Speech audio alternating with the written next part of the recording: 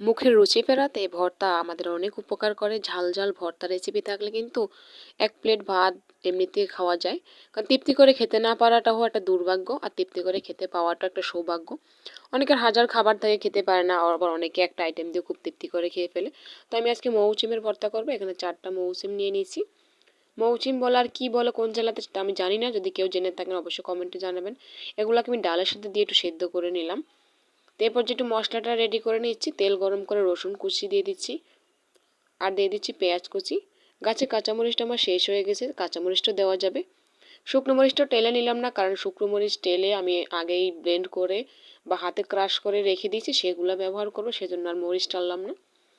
তো মশলাটা ভাজা হয়ে গেছে, এরকম করে ভাজবো, আমি এর থেকে বেশি ভাজবো না। কোনো রকম পেঁয়াজটা একটু নরম হলে চলবে। তো নামিয়ে নিলাম, আর এই পর্যায়ে তেলের ভিতরে চিংড়ি শুটকিগুলোকে একটা মুচমুচে করে ভেজে নিব, যেরকম আমরা বালাচো তৈরি করলে মুচমুচে করি। মুচমুচে করে ভাজলে এটা শিলপাটা দিলে খুব সুন্দর একেবারে পাউডার হয়ে যাবে ভালো, আর ভর্তাটার সাথে খুব ভালো মিশবে, তাহলে খেতে ভালো লাগবে। চিংড়ি শুটকিটা আমার সুন্দর ভাজা হয়ে গেছে, একেবারে লালচে লালচে কালার করে। এবার এটাকে নামিয়ে একেবারে শিলপাটায় নিয়ে বেটে নেব। মশলা সহ চিংড়ি মাছ দিয়ে শিলপাটায় মরিচ, শুকনো মরিচের ভাঙাটা দিয়ে দিব। মরিচগুলো প্রচুর ঝাল, এই জন্য আমি একটু কমিয়ে দিলাম। আর আমার ছোট বাচ্চা আছে 2 বছর, আর একটা হলো 10 বছর, দুজনেই খাবে, এই জন্য একটু আমি ঝালটাও কমিয়ে দিলাম। ঝালের পরিমাণ যার যার রুচি অনুযায়ী দিবেন।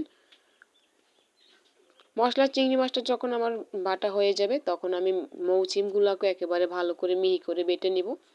স্বাদ মতো নুন দিয়ে এবার আমি এটাকে ভালো করে মিশিয়ে নিচ্ছি।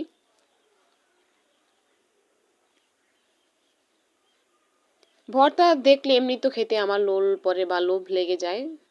তো কি বলবো, এটা হলো মাউথ ওয়াটারিং, এটা ন্যাচারাল, কিছু করার নাই।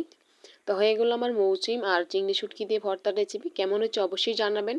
আর ভিডিওটা ভালো লাগলে একটা লাইক করে ছোট্ট করে কমেন্ট করে যাবেন। সকলের সাপোর্ট আমি কামনা করতেছি, সবাই আমাকে সাপোর্ট করবেন। আল্লাহ হাফেজ।